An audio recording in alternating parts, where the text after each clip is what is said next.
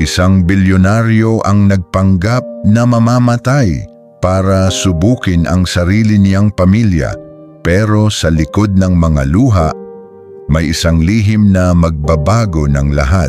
Ang tanong, sino ang tunay na nagmamahal at sino ang naghihintay lang ng mana?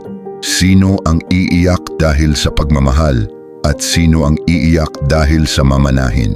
Si Don Rogelio, isang pangalan kasing tunog ng kapangyarihan, may-ari ng pinakamalaking shipping lines, mga hotel at lupain na hindi mo kayang libutin sa isang araw. Ngunit sa kanyang pagtanda, habang nakaupo sa malawak at tahimik niyang kwarto, naramdaman niya ang isang bagay na hindi nabibili ng pera, ang kalungkutan. Tinitigan ni Rogelio ang isang family portrait sa pader. Nakangiti silang lahat, asawa niyang si Lourdes at ang 4 nilang anak, sina Frank, David, Cynthia at ang bunsong si Rose. Napabuntong hininga siya. Sino sa inyo ang totoo? Bulong niya sa sarili. Kapag nawala ang lakas ko, kapag naubos ang kinang ng pera ko, sino ang mananatili sa tabi ko? Kailangan niyang malaman ang totoo bago mahuli ang lahat. Ipinatawag ni Rogelio ang 2 taong pinagkakatiwalaan niya higit sa pamilya, si Attorney Juan, ang kanyang abogado, at si Dr. Domingo, ang kanyang personal doctor. Sa loob ng soundproof na opisina, ibinagsak niya ang plano. Gusto kong magpanggap na may malubha akong sakit. Cancer. 6 months to live. Gusto kong makita kung sino ang mag-aalaga sa akin kapag wala na akong silbi sa kanila. Nagulat ang abogado pero tumango. Don Rogelio, matalinong plano yan. Pero kailangan nating mag-ingat. Ilipat natin ang kalahati ng liquid assets mo sa isang secret offshore account. Just in case, hindi nila makukuha ang lahat. Sumang-ayon din ang doktor. Ako ang bahala sa medical records. Gagawin kong kapani-paniwala ang lahat. At doon nagsimula ang grandiosong palabas. Dumating ang araw ng anunsyo. Tinipon ni Rogelio ang pamilya. Umiiyak si Dr. Domingo. May stage 4 na cancer si Don Rogelio. 6 na buwan na lang ang itatagal niya. Nag-iyakan ang pamilya. Pero si Rogelio nakaupo sa wheelchair, matamang nagmamasid. Hinahanap niya ang katotohanan sa mga luha nila. Hindi nagtagal, lumabas ang tunay na anyo ng mga nagmamahal sa kanya. Si Lourdes tumigil sa pagbisita.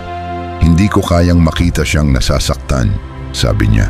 Pero sa totoo lang, abala siya sa pakikipag-date sa isang mas batang fitness instructor gamit ang pera ni Rogelio. Si Frank naman, imbes na tulungan ang ama, inangkin agad ang kumpanya. Ako na ang bahala, Dad. Magpahinga ka na, sabi niya. Pero ginawa niyang playground ang opisina. Walang katapusang parties, bagong sports car at padalos-dalos na desisyon na nagpapalugi sa negosyo. Si David nagkaroon ng urgent business trip sa Europe kasama ang kanyang bagong girlfriend na modelo.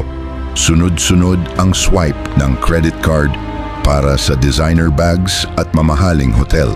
Si Cynthia masyadong busy sa social life niya. Panay ang mamahaling wigs, alahas at high society events. Ni hindi man lang niya mahawakan ang kamay ng kanyang ama. Ngunit sa gitna ng kadiliman at kasakiman, may isang liwanag, si Rose, ang bunso. Iniwan niya ang trabaho para alagaan ang ama. Siya ang nagpapakain, nagpapaligo at kumakanta kay Rogelio gabi-gabi. Natutulog siya sa hindi komportableng sofa para masigurong may kasama ang ama. Isang gabi, habang hinahaplos ang kamay ni Rogelio, umiyak si Rose. Dad, kahit anong mangyari, hindi kita iiwan. Wala akong pakialam sa pera. Gusto lang kitang makasama. Nadurog ang puso ni Rogelio. Muntik na siyang bumigay at sabihin ang totoo, pero kailangan niyang tapusin ang laro. 5 buwan ang lumipas. Sabi ng doktor, malapit na ang oras.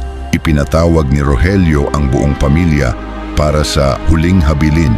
Dumating sila, si Lourdes amoy alak at pabango ng ibang lalaki. Sina Frank, David at Cynthia pilit na nagpapakita ng lungkot pero halatang atat na matapos ang drama para makuha ang mana. Si Rogelio nakahiga, maputla, humihingal. Si Rose humahagulgol sa tabi niya. Attorney Juan, bago malagutan ng hininga si Don Rogelio, nais niyang marinig ang inyong mga huling mensahe. Isa-isa silang lumapit, puro kasinungalingan. Frank, Dad, mamimiss ka namin. Tinitignan ang mamahaling relo. Lourdes, mahal na mahal kita, honey. Hindi man lang tumitingin sa mata ng asawa. Nagsalita si Rogelio, mahinang boses. Salamat sa pagpapakita sa akin ng katotohanan. At biglang, music stops abruptly. Bumangon si Rogelio, umupo ng tuwid sa kama. Nawala ang panghihina, tinanggal ang oxygen mask. Cynthia, Dad, anong nangyayari? Rogelio, matikas at malakas. Ang nangyayari, nakita ko na ang gusto kong makita. Wala akong sakit, walang cancer. Pero kayo ang may sakit. Sakit sa kaluluwa, sakit ng kasakiman. Si Rose lang ang napatayo sa tuwa at niyakap ang ama. Dad, buhay ka. Totoo ba to?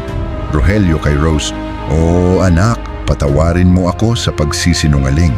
Bago hinarap ang iba, may nag-aapoy na mata. Lourdes, sigaw ni Rogelio. Attorney Juan inihagis ang envelope ng mga litrato sa kama. Mga litrato ni Lourdes at ng kanyang boytoy sa hotel. Habang naghihingalo ako o habang akala niyo naghihingalo ako, nilulustay mo ang pera ko sa lalaking yan. Get out of my house. Kakasuhan kita ng adultery at wala kang makukuhang ni isang sentimo.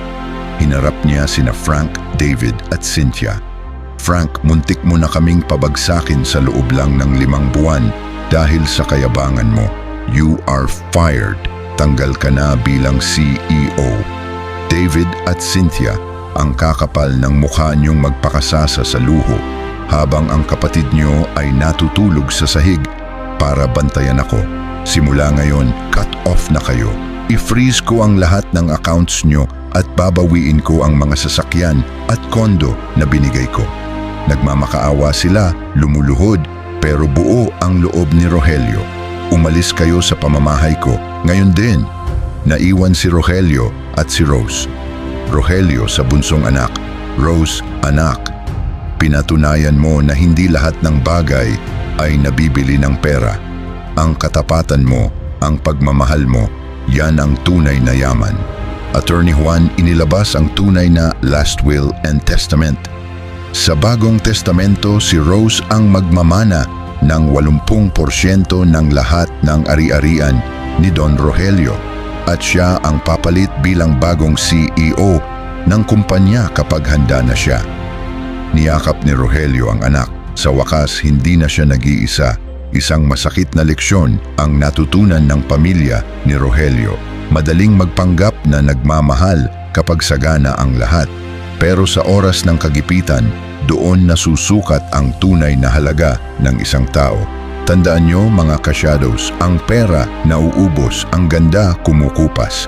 Pero ang tunay na pagmamahal at malasakit, yan ang investment na kailanman ay hindi malulugi.